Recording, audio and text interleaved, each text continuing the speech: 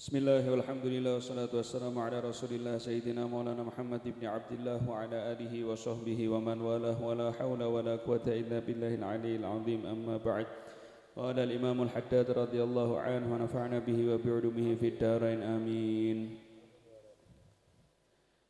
Wa 'alaika ya akhi bi islahi sariratika hatta tasira khairan min 'alaniyatika as-salihah.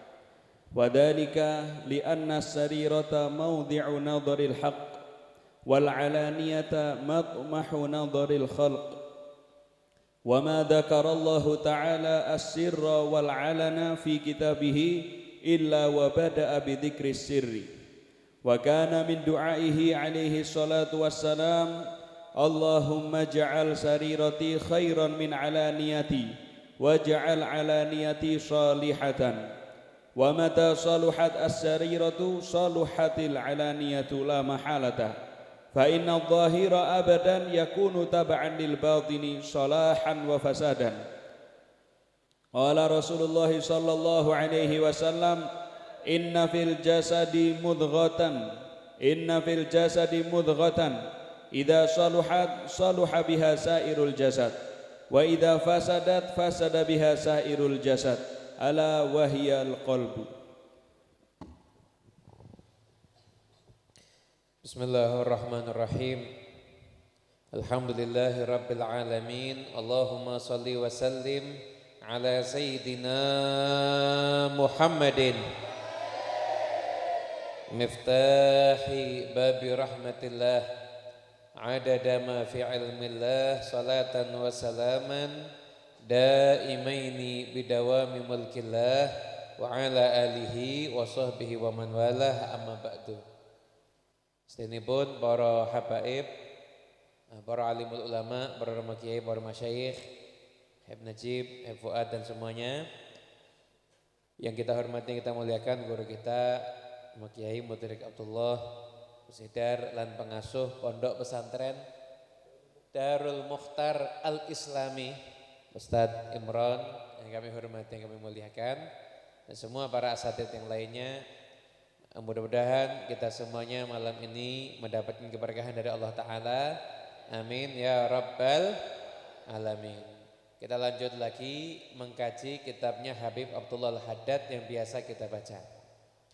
Beliau mengatakan wa 'alaika ya akhi, dan selayaknya dan harus wahai saudaraku, kamu harus biislahi sariratik, memperbaiki hatimu, hatta tasira khairan min alaniyatika salihah, sampai hatimu lebih baik daripada zahirmu yang bagus. Wadhalika, kenapa? Karena hati itu maudhi'u nadharil haq, tempat pandangannya Allah Ta'ala. Sedangkan zahir yang nampak ini itu tempat pandangan makhluk. Dan tidaklah Allah Ta'ala menyebutkan sesuatu yang sir atau sesuatu yang nyata kecuali dalam Al-Quran, kecuali Allah Ta'ala menyebutkan sesuatu yang sir diutamakan. Dan di antara doanya Nabi Muhammad SAW, Allahumma ij'al sarirati khairan min alaniyati waj'al ala niyati salihatan. Ya Allah, jadikan batinku lebih baik daripada zahirku, dan jadikan zahirku itu baik. Kapan batin seseorang itu baik, maka zahirnya pasti juga akan ikut baik. Kenapa? Karena zahir itu ngikuti batin, salahan wa fasadan. Batin baik, zahir baik, batin rusak, zahir juga akan rusak. Nabi SAW bersabda, inna fil jasadi mudghah, sesungguhnya di dalam jasad ini ada segumpal daging. Idza saluhat saluha biha sairul jasad, kalau ini baik seluruh jasad baik, kalau ini buruk seluruh jasad buruk. Itu adalah hati. Ini tadi terjemahannya. Dia mau nyatet, yang mau memaknani tadi silahkan dimaknai. Nah, Habib Abdullah Haddad mengatakan, mari kita semuanya memperbaiki hati. hati kita itu harus lebih bagus dibandingkan zahir kita, kata beliau begitu. Hati itu tempat pandangannya Allah. Zahir itu tempat pandangannya makhluk. Kita sekarang memperbaiki zahir. Ada nggak yang bajunya jelek di sini? Nggak ada, semua bajunya rapi. Semua bajunya bagus. Nggak ada yang pakai baju kancingnya dibuka semua, nggak ada. Semua bajunya rapi dan bagus. Zahir kita perindah. Jangan sampai kita lupa memperindah batin kita. Kira-kira kalau Anda kesini pakai baju ada sobeknya, ada kotornya, ada bekas ketumpahan pecel, ada bekas ketumpahan gulai. Malu apa enggak? Malu. Kita pakai pakaian yang dilihat manusia, kalau pakaian jelek kita malu.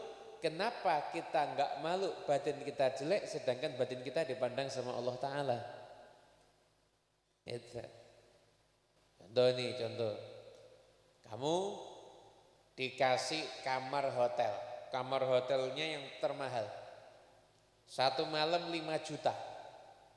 Masya Allah, itu semuanya kelihatan. Gunung kelihatan, laut kelihatan, tumo ya ketok. Saking larangin itu kamarnya. Tapi kamarnya kotor, betah enggak? Ada kotoran hewan, ada kecoa, ada tikus, jangkrik, kadal, lumut. Betah enggak? Enggak betah. Kamarnya bagus, tapi karena kotor enggak betah.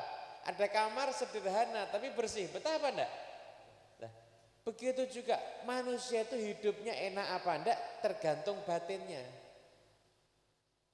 Kalau batinnya manusia itu bagus, hidupnya akan enak. Nah, batin bagus.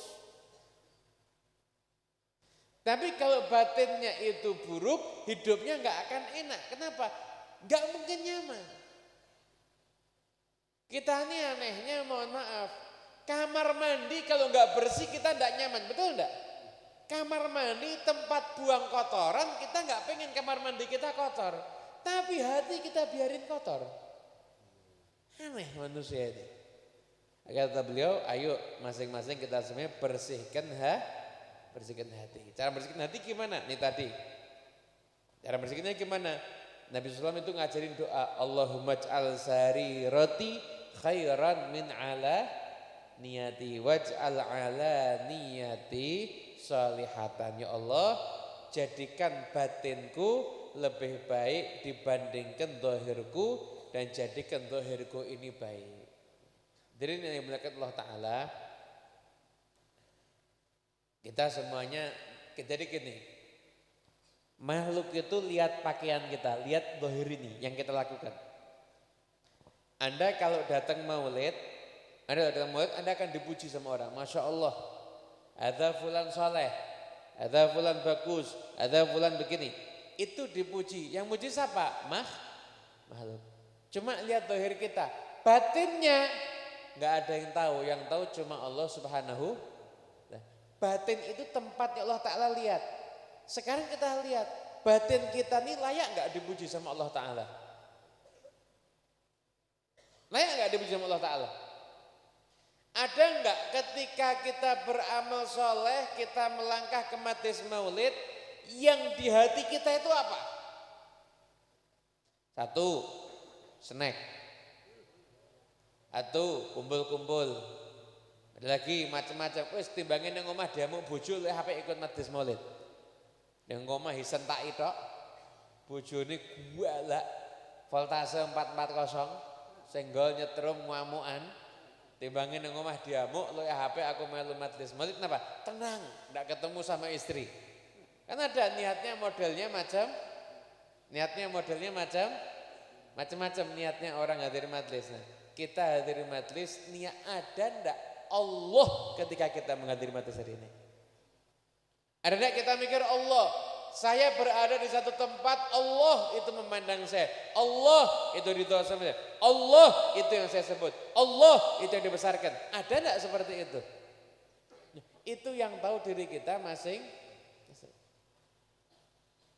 Ada yang ketika di sini berjuang, ya Allah saya niat, saya bawa santri, saya niatnya berjuang untuk agamanya Nabi Muhammad SAW. Nah, batin itu tempat pandangannya Allah.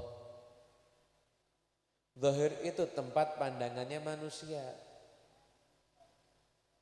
Maka kita semuanya itu kalau hanya beramal secara zahir, maka tidak akan mendapatkan keistimewaan beramal dengan seperti batin. Saya kasih contoh ya. Saya kasih contoh nih. Ada satu keterangan, ada di kitab Manhajus Sawinya Habib Zain. Beliau ngambil ini dari makna hadis, bukan hadis tapi makna hadis. Ada 2 orang sholat. Sholatnya sama-sama 2 rakaat. Artinya sama-sama 2 rakaat. Yang satu 2 rakaat, itu 2 rakaat. Lamanya sama. Lama sholatnya sama. Kemudian satu surat yang dibaca sama. Zikirnya sama. Antengnya dilihat sama. Tapi pahalanya, yang satu pahalanya lebih besar dibandingkan gunung Uhud, yang satu pahalanya tidak lebih berat dari sayapnya nyamuk. Apa yang membedakan kedua orang ini? Zahirnya sama, antengnya ketoknya podo. Yang satu umpama garuk-garuk sekali, yang satu juga garuk-garuknya sekali tok. Yang satu nunduk, satu juga nunduk. Persis secara zahir, tidak ada yang beda, tapi pahalanya bisa sangat jauh berbeda. Apa yang membedakan? Yang membedakan adalah batin kedua orang itu. Yang satu ketika sholat ingat Allah, yang satu ketika sholat banyak ingat selain Allah. Itu yang membedakan. Ini yang hadir majelis ini, pahalanya beda-beda. Oh, sekalipun mungkin capeknya ketoknya sama. Satu rombongan, satu besar, kosongnya podo. Mungkin ada yang urunannya sama. Tapi pahalanya beda-beda. Tergantung sebesar apa nilai Allah dalam hatinya ketika menghadiri majelis. Nah, itu semuanya tergantung batin. Makanya Habib Abdullah bin Alawil Haddad, beliau mengajak kita semuanya untuk memperhatikan batin. Semoga Allah Ta'ala jadikan batin kita batin yang baik insyaAllah. Amin. Allahumma amin. Sallallahu Nabi Muhammad.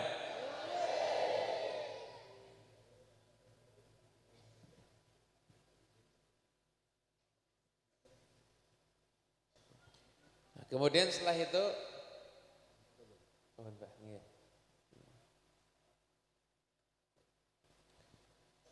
yang berikutnya menurut pembahasan beliau di jangan yang ini jangan yang lainnya aja. Kemudian menurut beliau ngutip satu hadis. Dalam anggota badan ini ada segumpal daging, kalau bagus semuanya bagus. Kalau buruk semuanya buruk. Apa itu? Itu adalah hati. Itu adalah hati. Kalau manusia itu hatinya bagus, maka bagusnya hati ini akan terwujud di dalam amal zahir yang bagus. Tapi kalau batin itu buruk, maka nanti amal zahirnya juga akan buruk. Sekalipun di depan orang dia bisa pencitraan seakan-akan baik, namun ketika tidak ada orang, zahirnya itu akan mengerjakan yang buruk. Kenapa? Karena barometer semuanya itu adalah perkara hati.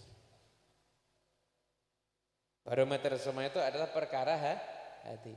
Jadi bagaimana kita semuanya ini, mari belajar untuk menghilangkan semua penyakit hati dalam diri kita. Penyakit hati itu apa aja? Banyak. Ada namanya penyakit hati ghaflah, lalai.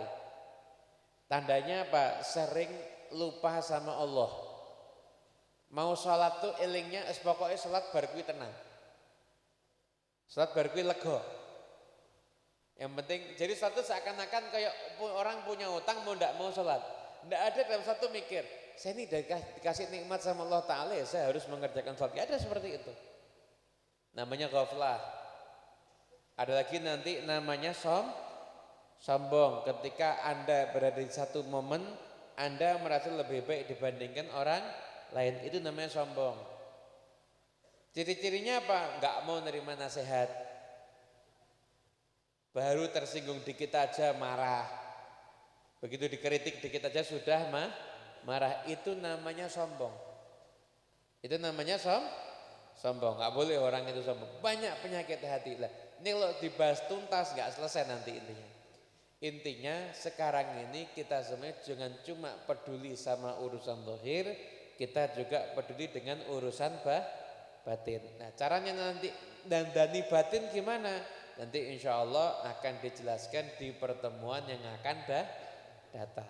Nah, mungkin itu. Kemudian ada satu materi, ini di luar dari kajian ini tapi mau saya sampaikan karena ini ilmu yang bagus, ilmu yang bagus. Ilmu yang bagus. Nabi Muhammad SAW ketika perang Badar, sebelum peperangan dimulai, ketika itu kan kaum muslimin kan ragu-ragu sebagian, perang atau tidak, sampai di surat Al-Anfal disebutkan ka'annama yusaquna ilal mauti wa hum yanzurun. Seakan-akan mereka ini digiring menuju kematian padahal mereka menyaksikan kematian itu. Jadi ketika itu mentalnya kaum muslimin jumlah 313 kendaraan ala kadarnya, senjata ala kadarnya lawan 1000 orang kurang lebih persenjataan komplit. Persenjataan itu komplit. Ketika itu kaum muslimin sempat khawatir, sebagian mentalnya kuat, ya Rasulullah kita ikut, engkau kemana kita ikut, kita saya berjuang, macam-macam seperti itu. Namun nggak dipungkiri ada yang hatinya gojak-gajek, ragu-ragu. Ketika seperti itu, maka Nabi SAW dalam satu momen Nabi menunjuk tempat orang-orang kafir mati. Hadza masra' fulan, nanti fulan matinya di sini. Ada fulan matinya di sini. Ini fulan matinya di sini, ini fulan matinya di sini, ini mati di sini. Semua tempat mati ditunjuk dan tidak geser sedikit pun dari tempat yang ditunjuk sama Nabi Muhammad. Kacek semeter aja atau 1 senti aja enggak, matinya ya tetap di situ. Yang aneh, Kanjeng Nabi sudah tahu ini fulan mati di sini, sudah tahu kalau bakal menang. Malam Jumat, itu malam Jumat, perang kan Jumat pagi. Malam Jumat itu Nabi Muhammad angkat tangan doa sampai ridanya jatuh. Ini orang pakai rida, nggak mungkin angkat tangan jatuh sampai jatuh kecuali kalau getarannya tuh kuat. Dan berkali-kali, jadi Anda bisa bayangkan bagaimana Kanjeng Nabi itu doa sampai selendangnya itu jatuh. Terus angkat tangan, terus sampai selendangnya jatuh. Sampai Sayyidina Abu Bakar Siddiq bilang apa? Cukup ya Rasulullah, cukup ya Rasulullah. Allah pasti akan memenuhi janjinya, pasti kita akan menang. Yang aneh, sudah tahu menang, doanya kok kayak begitu. Betul apa enggak? Nah dibahas oleh Syekh Ramadan Al-Buti dengan bahasan yang sangat luar biasa. Intinya begini. Kanjeng Nabi Muhammad SAW nggak pernah ragu sama Allah. Kalau Allah Ta'ala mengatakan menang, ya pasti akan menang. Tapi Kanjeng Nabi itu hamba yang tahu dirinya itu hamba. Sehingga beliau itu minta sama Allah Ta'ala bukan urusan menang atau kalah. Tapi karena saya ini hamba sih, saya ini harus minta. Saya ini harus ngaku lemah. Saya ini harus ngaku tidak berdaya. Saya ini harus ngaku tidak punya apa-apa. Saya ini harus selalu minta kepada Allah Ta'ala. Itu pengakuan Rasulullah SAW. Seperti itu. Jadi Anda bisa bayangkan kalau saya kasih perumpamaan ya. Kasih perumpamaan begini. Ada seorang murid di sekolah. Seorang murid di sekolah. Dia itu di sekolah mau ujian sama gurunya dikasih kunci jawaban. Kunci jawaban.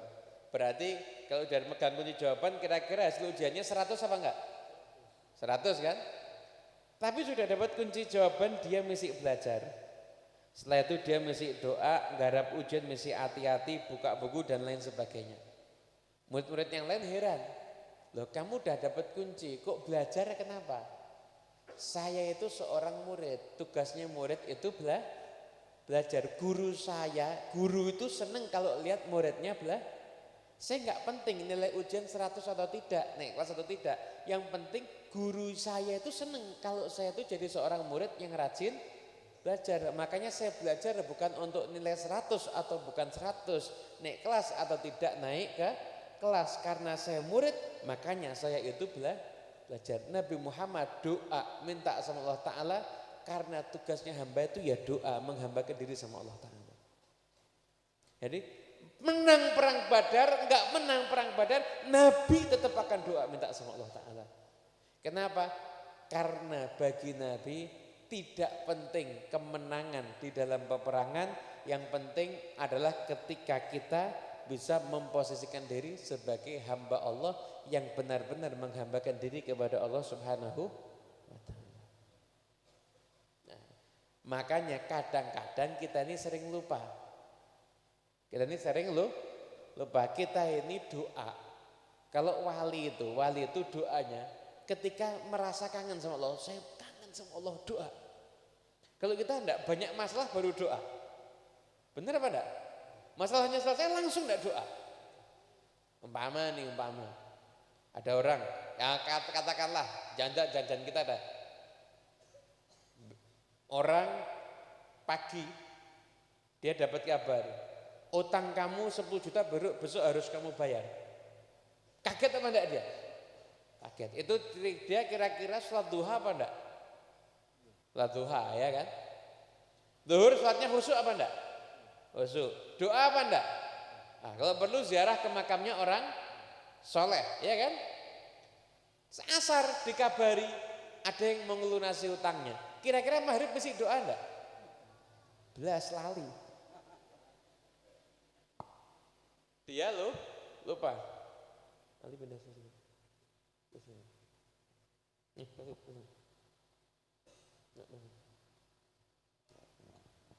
Jadi asar atau maghrib dia mesti doa enggak?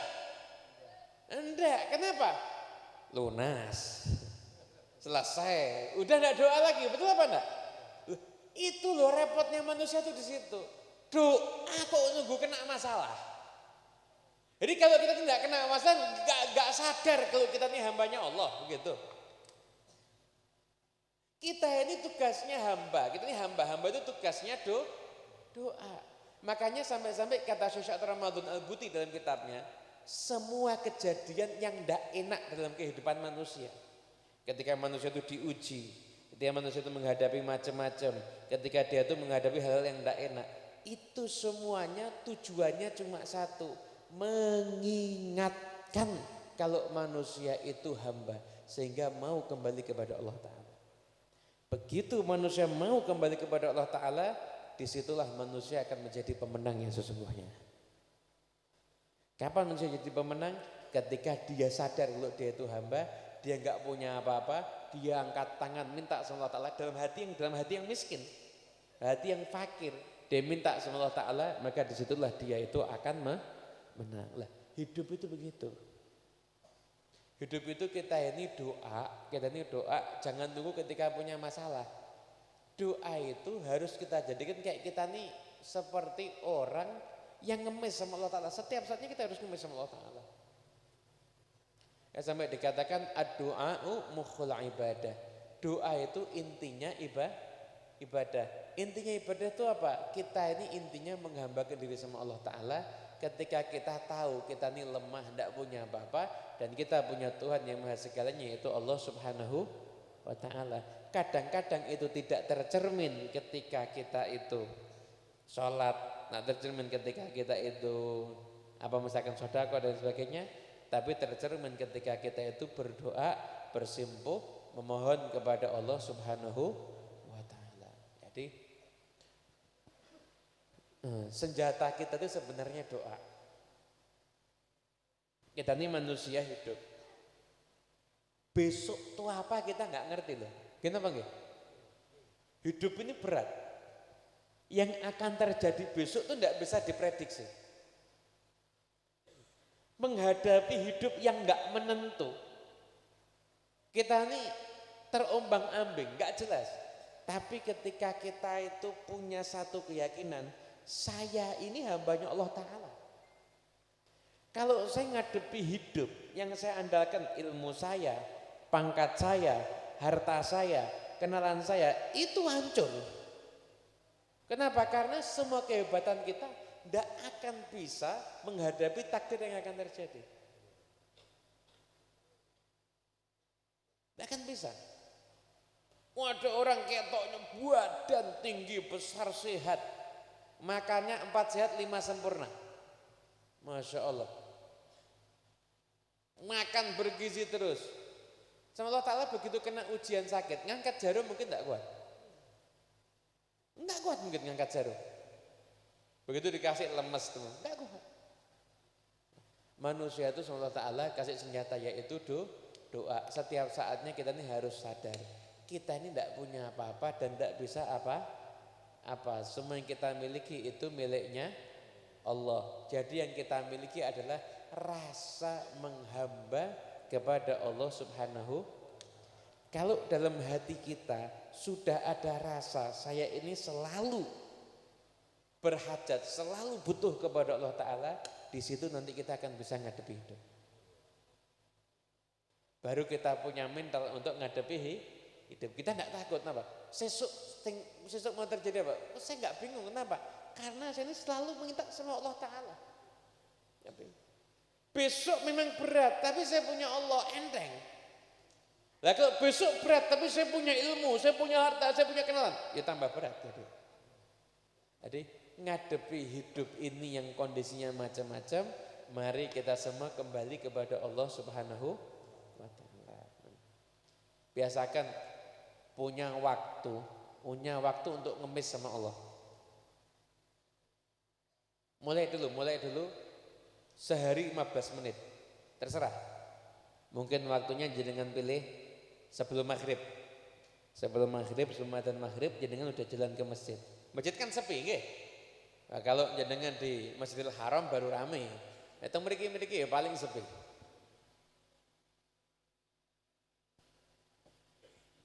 Nah, jenengan sebelum maghrib dan masjid kan sepi kan? Jenengan sudah ambil air wudhu, jalan ke masjid. Bisa wudhunya di rumah ya. Di dalam masjid itu sudah dalam keadaan berwudhu. Sampai di masjid, jenengan angkat tangan doa. Masalah lagi tidak ada masalah, Beb. Loh, jangan nunggu ada masalah. Doa. Oh, kok saya tidak ada masalah, saya mau ngomong apa? Terima kasih sama Allah. Makasih ya Allah. Saya ini, jadi waktu ngobrol sama Allah Ta'ala gitu loh. Ya Allah, terima kasih. Saya masih kasih badan, sehat. Punya anak, punya istri, saya punya harta, saya tidak pernah bingung, saya tidak harus minta sama orang. Terima kasih ya Allah. Ya Allah, terima kasih ya Allah. Saya diizinkan sekarang ini di masjid. Ya, kayak ngobrol sama Allah Ta'ala gitu loh. Tidak usah pakai ada batasan. Tidak usah pakai ada batasan. Makanya kadang-kadang para ulama ahli tauhid itu sampai muji imannya orang-orang Badui. Nah, karena orang-orang Badui itu polos, saking polosnya dia itu insya Allah bisa selamat karena imannya. Sama-sama imannya. Ada satu orang datang, nanya, nanti yang menghisap di akhirat siapa? Allah. Oh ya wis tenang aku. Kenapa? Lah saya ini penuh dosa aja mesti dikasih nikmat, apalagi nanti di akhirat ketika saya tidak punya apa-apa. Saya ini mesti bisa maksiat, ini nggak ada maksiat, tetap dikasih nikmat sama Allah. Baiknya seperti itu. Apalagi nanti kalau di akhirat pasti lebih baik lagi. Jadi ya menemukan iman dengan cara-cara yang sederhana. Dulu ada Imam Az-Zamakhsyari masuk ke satu kota. Top ini, ulama top. Masuk satu kota. Yang nyambut satu kota semuanya. Semuanya. Sampai ada perempuan tua keluar. Ada apa? Siapa yang datang? Az-Zamakhsyari. Apa hebatnya dia? Dia menemukan 100 dalil tentang wujudnya Allah Ta'ala. Kata perempuan tua tadi, berarti dia pernah ragu sama Allah 100 kali sampai dia harus nyari dalil. Ucapan perempuan tua ini viral sampai ke telinganya Imam Zamakhsyari. Kata Imam Zamakhsyari apa? Ya Allah, berikanlah saya iman seperti imannya perempuan tua tadi. Tidak perlu, saya itu tidak perlu. Allah senyata itu kok pakai cari dalil tentang adanya Allah Ta'ala. Tidak perlu dalil adanya Allah. Tidak penting. Itu dia nyemukin dalil karena dia suka ragu, makanya dia cari dalil. Saya tidak perlu dalil Allah. Sudah ketok nyata. Semua alam ini ciptaan Allah kok pakai dalil. Itu mungkin yang bisa disampaikan. Intinya bersihkan hati. Dan yang kedua, punya waktu. Harus punya waktu untuk doa, untuk ngemis, untuk Anda menyatakan ketidakmampuan kita, kekurangan-kekurangan kita di pintunya Allah Subhanahu wa Ta'ala. Nanti kalau Anda sudah membiasakan 1 hari 15 menit aja, Anda nanti kecanduan doa. Terus itu orang-orang para wali itu bidayatul amr. Ini jadi orang itu kalau mau diangkat jadi wali sama Allah Ta'ala, dan kita diangkat jadi wali tapi tidak pakai ujian yang berat insyaallah. Tidak ada yang ngamin. Telat namanya telat. Nah, jadi tidak ada cita-cita jadi wali berarti. Saya pengen, ya Allah pengen jadi wali tidak pakai ujian berat. Kalau belum pantas dibuat pantas tapi tidak pakai ujian. Enak ada. Makom paling enak dijamin la khaufun alaihim wa lahum yahzanun. Enggak ada takut, enggak ada sedih, itu yang dijamin wali kok. Iya. Gubernur aja mesti bisa takut, bisa sedih. Orang kaya mesti bisa takut miskin. Wali enggak takut, enggak sedih. Orang itu sama Allah Ta'ala kalau mau diangkat derajatnya, tahapannya begini. Dikasih ujian. Dia mumet. Usaha ikhtiar ke sana kemari, enggak nemu jalan.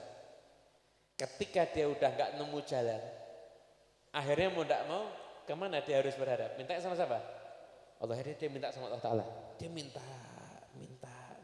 Belum kabul ini. Tapi dia minta terus. Akhirnya dia merasakan nikmatnya minta sama Allah Ta'ala.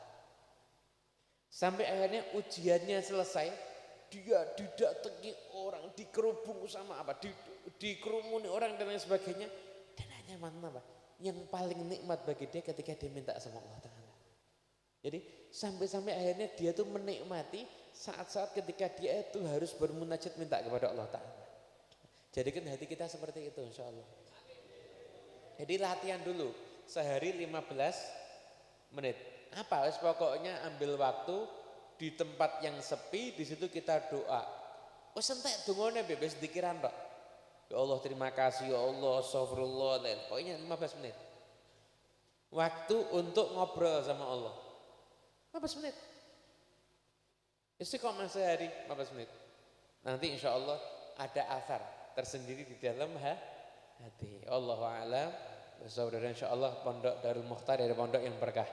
Insya Allah semua santrinya menjadi santri yang dapat Futuhal Arifin wa fiqhina yumfitin alimna yahmut ta'wil wa dina yawmil sawa'i sabil. Allahumma aghrina bil ilmi wa zina bil hilmi wa akrina bil taqwa jamilna bil afiyah. Sallallahu ala sayyidina Muhammadin sallallahu alaihi wasallam alhamdulillahi rabbil alamin. Bismillahil Fatihah. Ya kana na'budu wa iyyaka nasta'in.